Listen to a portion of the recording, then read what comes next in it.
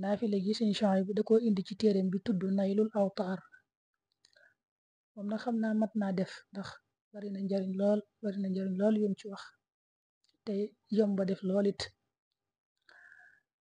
maanaam ci guddi yi lañ koy def, mooy guddi yi nga xam ne ñoo njëkk ci weeru tabaski bi, fukki fan yi daal ay guddeem. doo ko def guddi yëpp, waaye guddi goo ko ci defee rek baax na, nga xam ne fii ba tabaski ku ko mën def rek def ko. wax na ci ne képp ku ko defee niñ koy waxee danga amee tiyaabay ku aj màkka siyaare barabu yonante bi sallallahu alayhi wa sallam. dana amee tiyaabay ku jihaad ci yoonu yàlla. te it nee na walam yasalillaha tabaraka wa taala shay'an illa ataahu iyaahu. gannaaw boo ko defee loo ñaan yàlla rek yàlla defal la ko, may la nga ko ñaan. xam nga wax na ci njëlbeen dinañ ci ñëw léegi ne genn guddi rek nga koy def, waaye nee na ku góorgóorlu nag ba def ko ci guddi yëpp suñ borom dana ko tàbbal aljana firdawsi, dana ko faral lépp loo xam ne ay ñaawteefam la woon.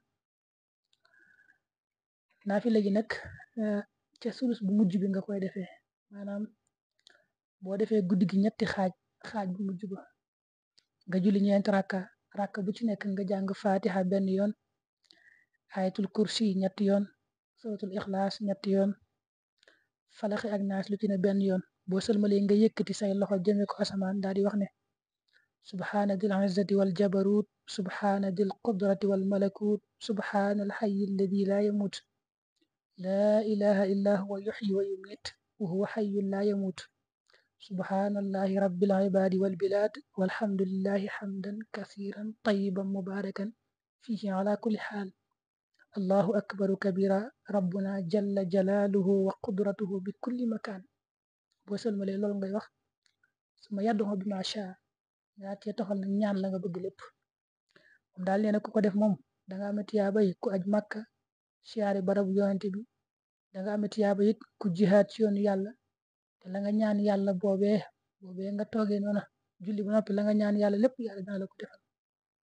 te na ci ne ku góorgóorlu ba def ko ci guddi yëpp moom yàlla dana ko tàbbal aljana firdawsi. waaye nag wax na ci njëlbeen gi ne moom genn guddi rek mooy cosaan la ci nga koy defee, maanaam genn guddi rek ci guddi yi ñu nekk. man salla fii laylatin la wax min layaalil ashri min dil hijja